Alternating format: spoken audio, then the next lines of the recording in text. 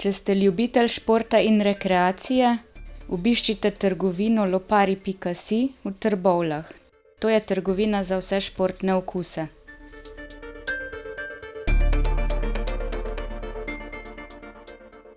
Prav lepo pozdravljeni v oddaji Morda niste vedeli. V tokratni oddaji, tudi tokratno oddajo snemamo na terenu, ne v zaprtih prostorih, pred domom starejših Zavod svetega Rafaela v Vranjskem, ali pa na Vranjskem, sem prav povedal, na Vranjskem. Na Vranjskem. No, z nami je pa direktorica doma, magistrica Mojca Hrastnik. Lep pozdrav. Vesel sem, da ste nas povabili na te sicer prijetne stole, ki pa kar samevajo v teh tednih, ali pa že skoraj, bomo rekli, že drugi mesec, ne? Drži. Naša okolica je danes popolnoma drugačna, kot je bila pred mesecem pa pol. Naši stanovalci so žal po sobah v domu za starejše in ne bova imela prilike, da bi se srečala z njimi. No, mi bomo pokazali nekaj fotografij, tako da se bodo videli potem, če bodo gledali posnetek oddaje. Deva nekaj besed o tem zavodu, kdo je lastnik tega zavoda svetega Rafaela, pa mogoče par besed o samem domu.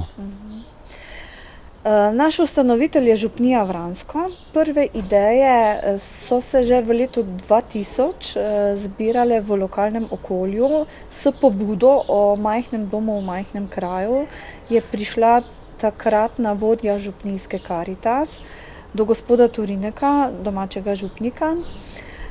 Martina Felicijan, ki je vodila župnijsko Karitas, je okrog sebe zbrala ljudi, ki so zastavili prve pogoje za izoblikovanje enega takega majhnega doma sredi Vranskega. Je to novogradnja bila takrat? Novogradnja, ta stavba za mano je bila predana namenu v letu 2005. Ta druga zgradba, tule na terasi, kjer midva sediva, je bila pa predana namenu leta 2011. Kako pa je bilo potem z stanovalci doma? Ste kar takoj zapolnili kapacitete? Z zapolnitvijo kapacitet moram reči, da nikoli ni bila težava. Tudi v obdobju recesije in spremenjene socialne politike smo bili ves čas polno zasedeni. V začetku smo preko storitve pomoči na domu v domačem okolju ohranjali cirka tretjino prebivalcev, ki smo jih potem preselili v naš dom, ko je dom začel poslovati. Zdaj, prijelo se je, kakšno je ime tega doma? Mislim, da je kar naš dom. Tako, naš dom. V tem okolju je dom poznan pod tem. Kdo pa ima tu prednost? Glede na to, da je to lastništvo v rokah župnije Vransko, to pomeni, da imajo prednost, da pridejo v dom, ko so enkrat ostareli, ne vem, verni, mogoče duhovniki, kakšne častne sestre, ali je to odprto čisto za vse?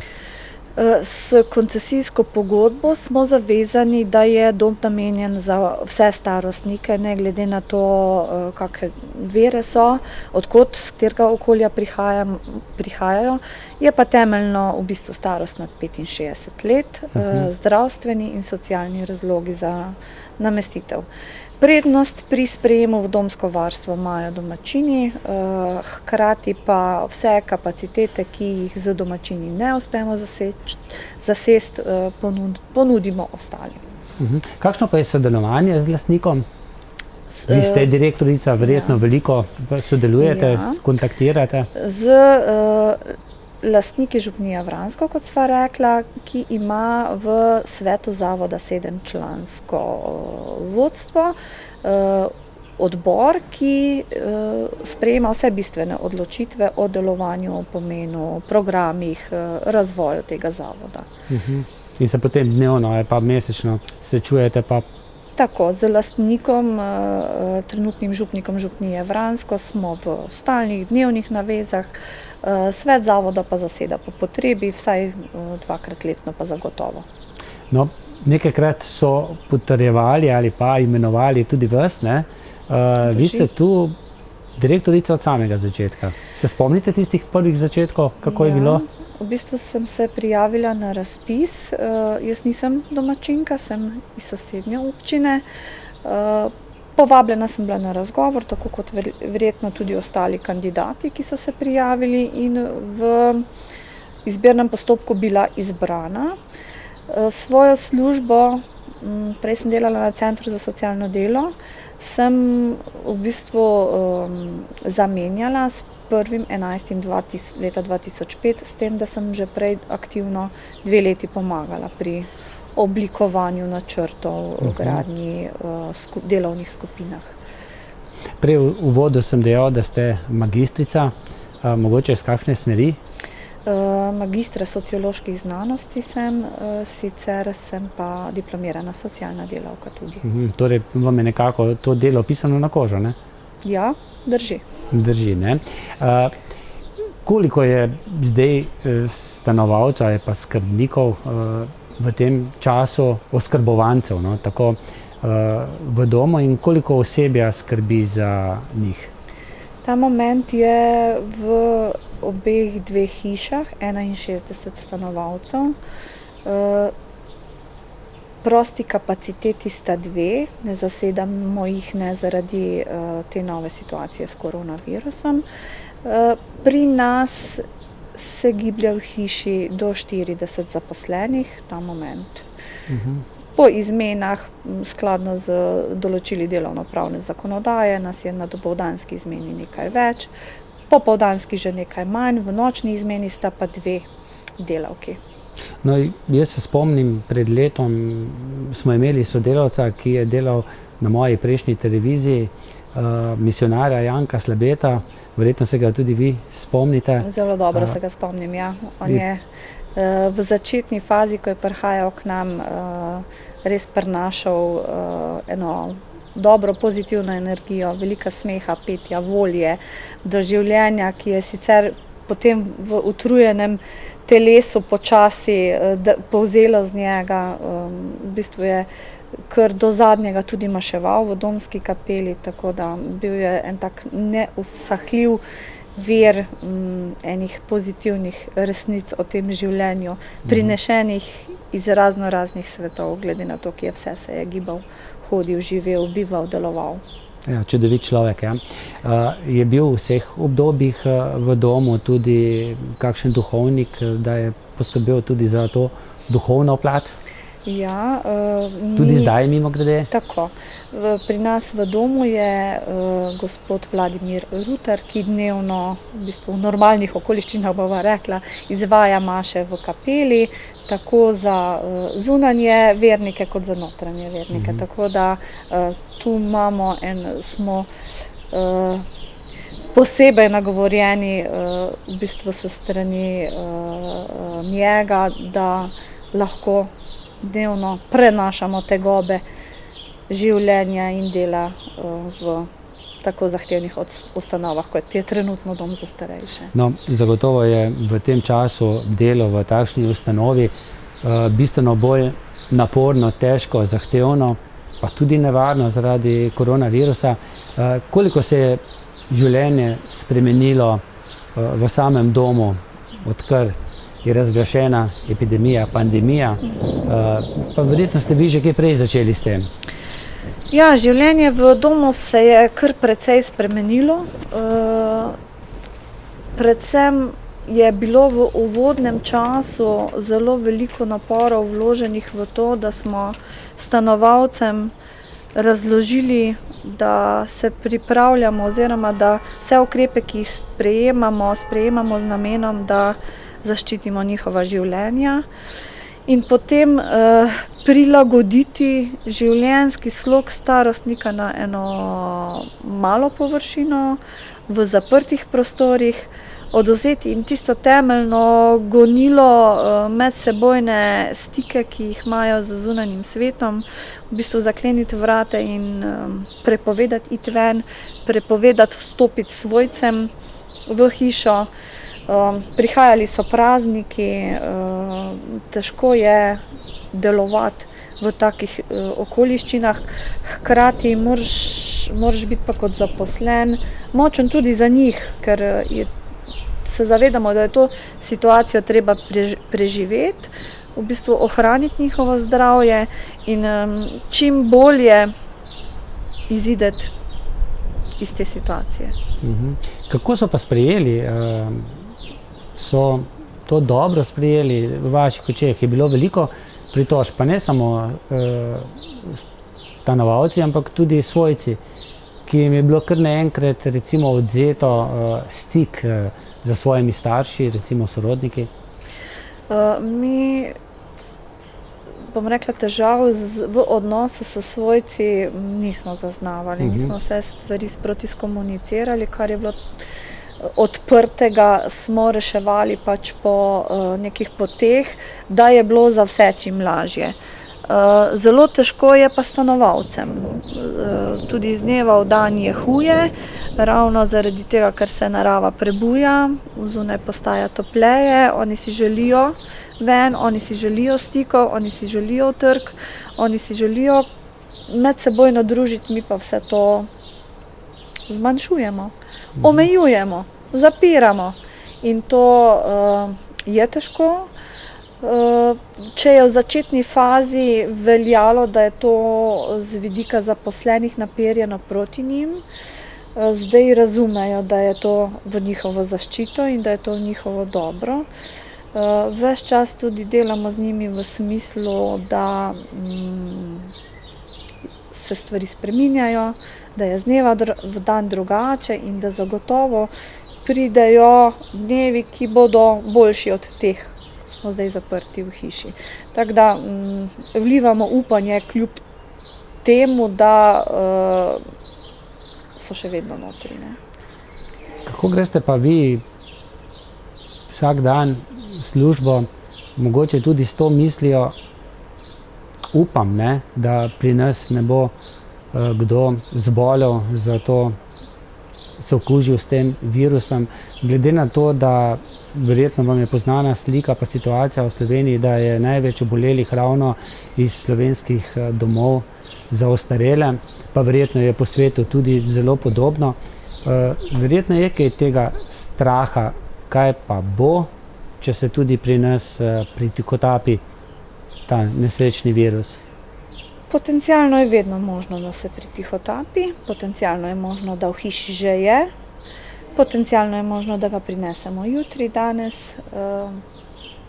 Na to smo pripravljeni. Vera in upanje v boljši jutri zagotovo je. Naš gospod Turinek pravi, priporočimo se svetemu Rafaelu, zagotovo nas bo obvaroval oziroma nam naložil toliko, kolikor smo v stanju nositi. Jaz sem prepričana, da smo mi z zaposlenimi, ki so izredno požrtvovalni, ki se trudijo v teh okoliščinah, v stanju nositi te okoliščine bivanja, življenja in dela. Vsi smo si svoje poslanstvo zbrali z nekimi nameni. Verjemite mi, da nismo prišli delati brez veze v dom za starejše, tako da jaz verjamem, jaz zaupam, da bomo tudi koronavirus na nek način podelali in z tega išli močnejši, pametnejši, bolj človeški. Kar nekaj ali pa večina umrlih zaradi koronavirusa prihaja iz domov. Je mogoče to prava odločitev odločevalcev, da nekako, če nekdo zboli, da bolj kot ne bolezen poskuša preboleti kar na mestu samem, ali bi bilo mogoče bolj primerno, da vsak, ki zboli, se napoti v bolnišnico, kjer so kapacitete za ta virus in od tam pride potem brez virusa nazaj, ne? Zdrav. Ja, v bistvu ste povedali, v bistvu je potrebno enakovredno obravnavati vsakega človeka, ne glede na njegov kriterij starosti. Vsak si zasluži optimalno obravnavo in vsak, ki je potreben zdravljenja, mu je le to potrebno v primerni ustanovi tudi zagotoviti. vsakmu starostniku, ki je prizadet zaradi COVID-19, bi bilo potrebno ponuditi primerno zdravstveno obravnavo.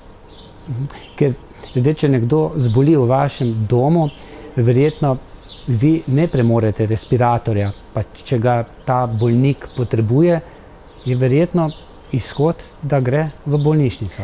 Tako, zdravnik bo odredil, kako in kaj. Mi smo dolžni slediti njegovemu navodilu. Dejansko pa, vkolikor potrebuje to vrstno zdravljenje, mora v bolnišnico. To je neobhodno, nujno potrebno. Hkrati, če želimo ohraniti čim več zdravih v domu, je to edina prava pot. To se pravi, da se okužba zdravi in da se v bistvu že ozdravljen vrne v domsko varstvo, da ne kuži dalje. Zakaj pa po vašem ni tako? To bo potrebno vprašati odločevalce.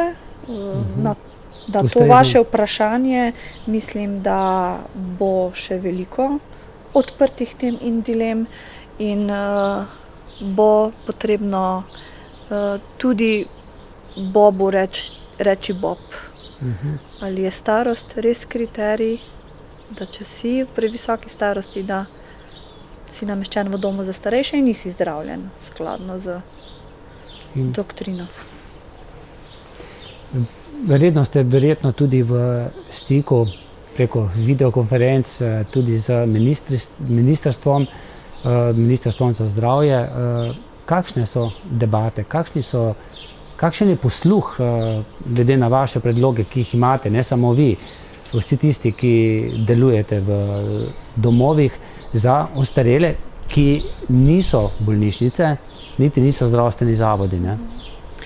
Danes smo bili deležni prve videokonference direktorji domov za starejše z Ministrstvom za delo, družino in socialne zadeve. Pridružila se je tudi sekretarka Ministrstva za zdravje. V bistvu je bilo mogoče spregovoriti o teh temah, kje, na kakšen način oskrbeti, ustrezno ponegovati starostnike domov za starejše.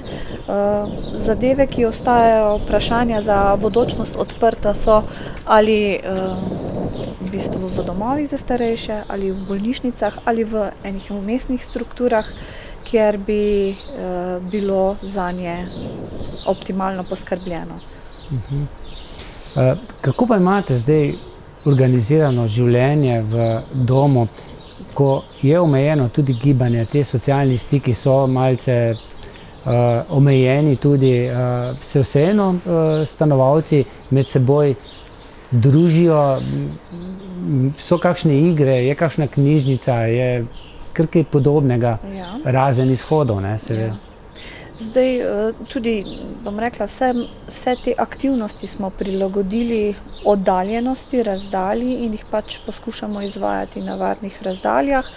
Dejansko smo omejili tudi njihove medsebojne stike v smislu tiste neposredne pomoči drug drugemu, kar je bilo v preteklosti v našem domu zelo značilno, ne vem, okrog doma so se sprehajali, tisti, ki lahko hodijo, so peljali na vozičkih na sprehod druge in tako naprej. Zdaj so te zadeve umaknjeni so drug od drugega, sicer se v določenih dnevnih aktivnostih še združujejo, vendar v malih skupinah. Tudi, bom rekla, stike s svojci skušamo konstantno vzdrževati preko kakih videoklicev, telefonskih pogovorov. V bistvu tule na balkonu kdaj lahko tudi svojca obiščejo, svojc obišče stanovalca toliko, da ga sploh vidi, pa da je možno kako besedo tudi v živo spregovoriti.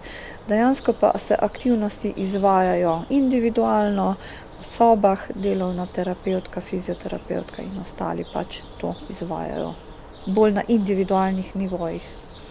Dejstvo je, žalostna je, resnica je takšna, da ljudje tudi umiramo in tudi v domovih ljudje umirajo ne ravno zaradi virusa, ampak starost, bolezen ali karkoli drugega. in vsak, ki umre, se rad tudi poslovi od svojih svojcev, če jih še ima. Tudi to je zdaj malce oteženo, ampak da pa se organizirati, ne? Tako, te stvari organiziramo na ta način, da se po posvetu z zdravnico omogočimo zdravemu svojcu, da pride k starostniku v sklepni fazi življenja. Te zadeve tečejo konstantno in nimamo pomislekov sploh, da bi tega ne omogočili. To je V zaščitni opremi, skafandru, ne vem. Ne, razen če bi šlo za okuženo osebo, potem pa seveda da. Aha, takrat pa, ne. Ja.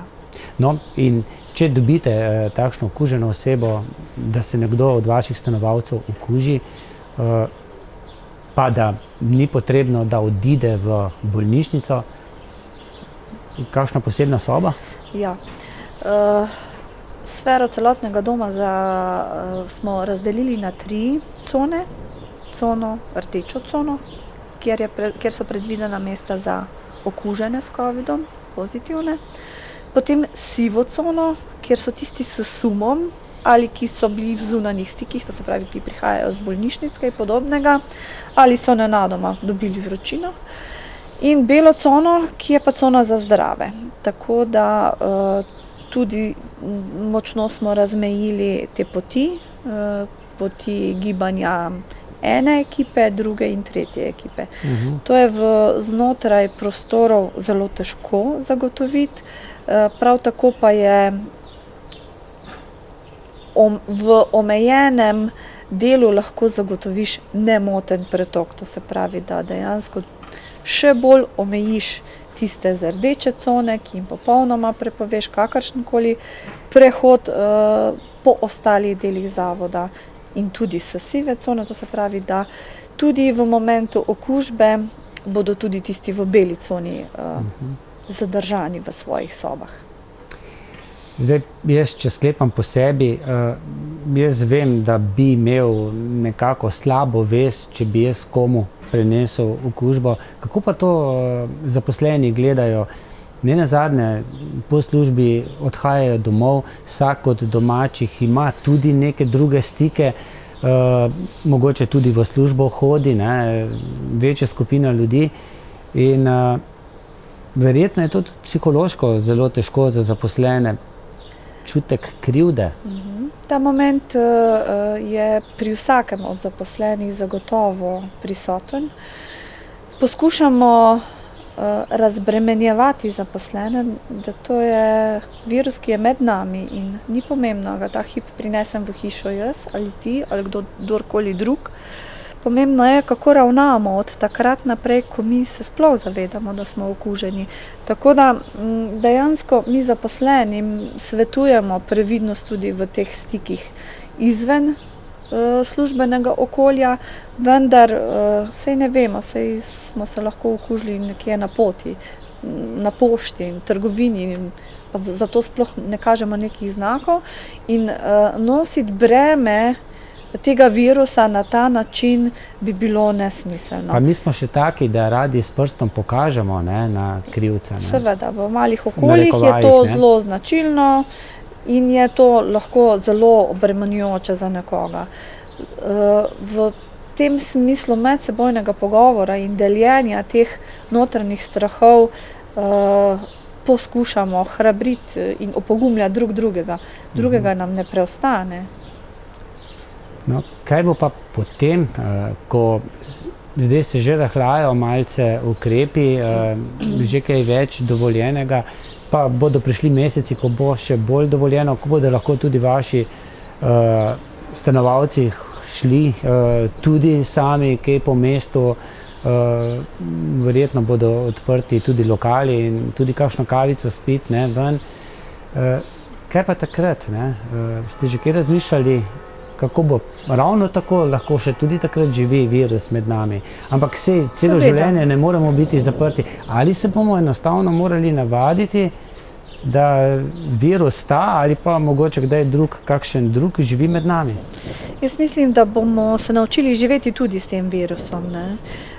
Da bo tale socialna distanca tega trenutka se prenesla tudi v previdnost v socialnih stikih v bodoče.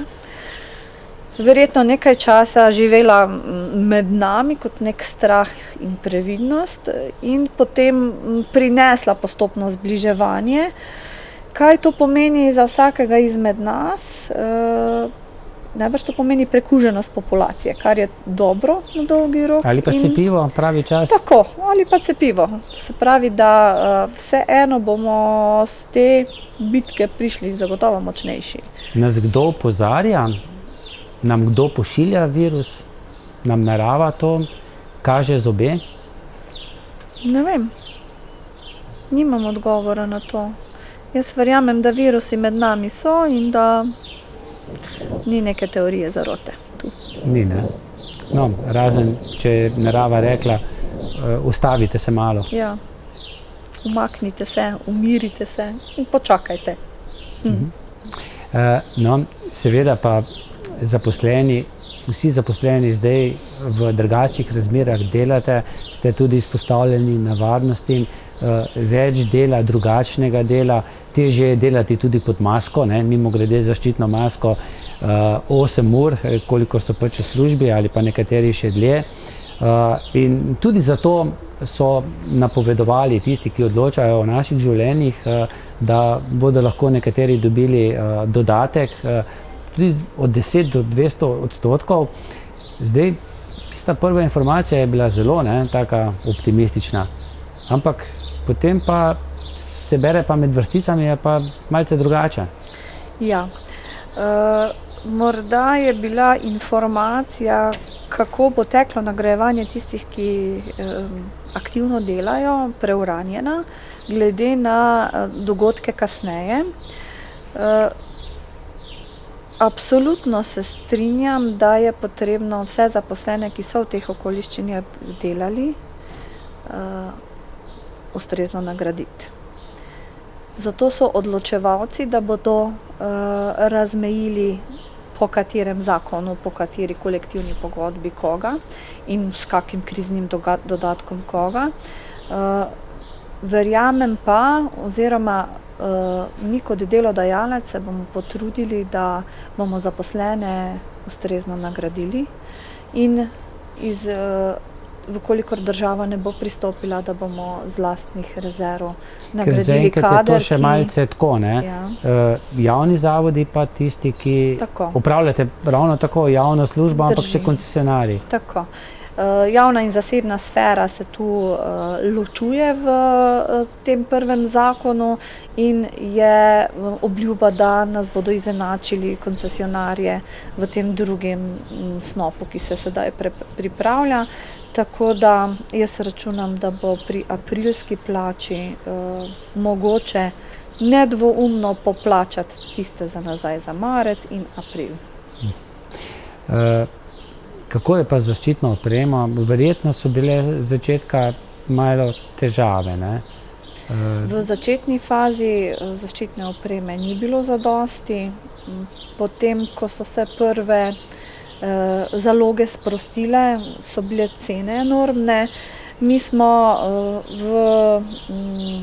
z lokalno civilno zaščito uspeli zagotoviti tiste začetne rezerve oziroma začetne možnosti in smo do danes nadgradili sistem toliko, da lahko trdimo, da smo zaščiteni za nekaj dni.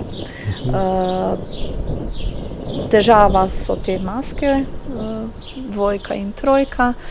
Ta moment verjamem, da bo, vkolikor pride okužba v hišo, da bomo v doglednem času, v 24 urah dobili vso potrebno opremo, da zaščitimo tudi po prvih 24 urah zaposlene, ki bodo delali s COVID pozitivnimi. Tudi pomoč kakšnega ustreznega, dodatnega zdravstvenega osebja, če pride do okužbe?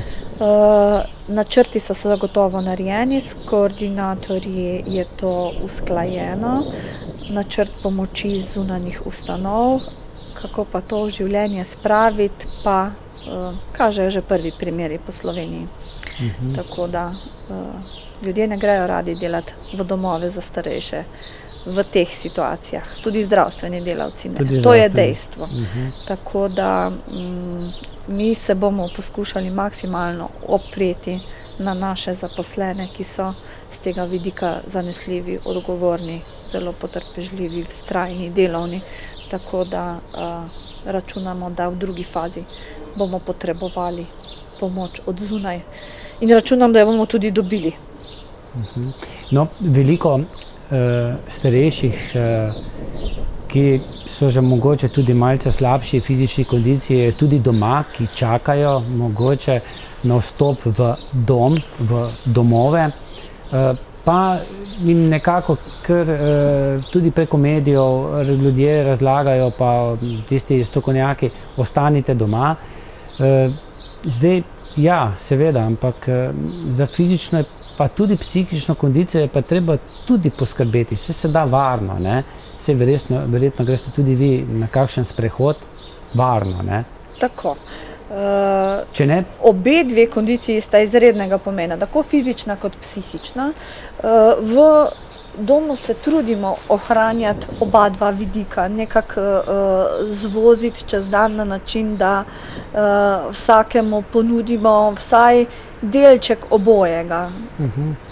Verjamem, da bomo z odpiranjem postopnim vendarle lahko tudi zagotovili sprehode v naravi, na varni razdalji, na varen način, telesno dejavnost in vse ostalo, kar sodi zraven, ker s tem bomo pripomogli tudi k boljši psihični kondiciji. verjetno je pa pomembno, da tako ravnajo, da kolikor je mogoče tisti, ki so izven domov, ne, ki so še na svojih domovih, da gredo ven, ne? Nujno potrebno je to gibanje zadržati na nivoju pred koronavirusom. Da se nam to ne bo pojavilo Tako, potem kot ker bumerang, ne? te zadeve nas bodo doletele kasneje, kolikor sedaj ne bomo vlagali in se zapirali med 4 stenami. Jaz verjamem, da je velikokrat težko, da se tesnobne, depresivne težave med ljudmi že kažejo. Za dnevno rutino, ki ji slediš vsak dan, s sprehodi, z gibanjem, s primerno prehrano, s primerno osebno higieno, s primernimi stiki, ohranjati to vitalnost.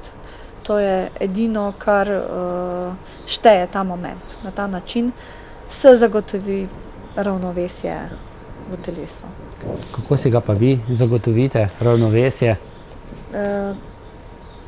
Po današnji službi mene čakajo doma 3 otroci, s katerimi bomo preživeli popoldne na način, da pregledamo šolske obveznosti. Tih je veliko, ne? Gibali se bomo zunaj, na svežem zraku, živimo na podeželju, tako da mislim, da bomo izkoristili do zadnjega sončnega žarka tale dan. Imate kaj vrtička, kakšno njivo, kakšen sadovnjak? Tako, vse to pri hiši imamo in nam je zelo prijetno zdaj, ko so otroci doma. Sej, kolikor se gibljem zdaj, imam pač to srečo, da se lahko po Sloveniji, pa imam tudi to srečo, da veliko tečem, vidim, da so oživeli vrtički, ne? Ker smo mogoče v prejšnjih letih malce zanemarjali, tako kot je država zanemarjala domove za ostarele, ne? Za starejše, ne? Zadnjih let ni bilo veliko vlaganj. Drži. Tudi zgradili jih nismo veliko. Tako. Drži. Jaz mislim, da je v bistvu stik z zemljo tisto temeljno gonilo, pa ali je to v obliki teka ali v obliki vrtičkanja, je pomembno sporočilo za naše zanamce in v bistvu tudi zelo pomembno sporočilo v današnjem trenutku, da smo lahko samooskrbni, da marsikaj znamo, zmoremo, da se marsikaj najde tudi v naravi, da to pokažemo našim otrokom, da na nek način nazaj pripeljemo naravo k sebi. Ko se gibljete v naravi, na kakšnih sprehajalnih poteh opažate, jaz opažam veliko tudi sprehajalcev, ne veliko, ampak jih opažam, ampak moram reči, da smo Slovenci za Slovenijo to lahko rečem, kar precej disciplinirani, se kar lepo izogibamo drugega, se nadaleč pozdravimo. Sicer se pogovorimo na varni razdalji, čeprav jaz prej, ko sva se srečala, sem skoraj da pozabil, sem hotel seči v roko, stara navada, železna srajca, kako rečejo, ampak ste pokazali takole, ne? Ja, glejte, jaz mislim, da se vsi privajamo še na nove okoliščine, ne?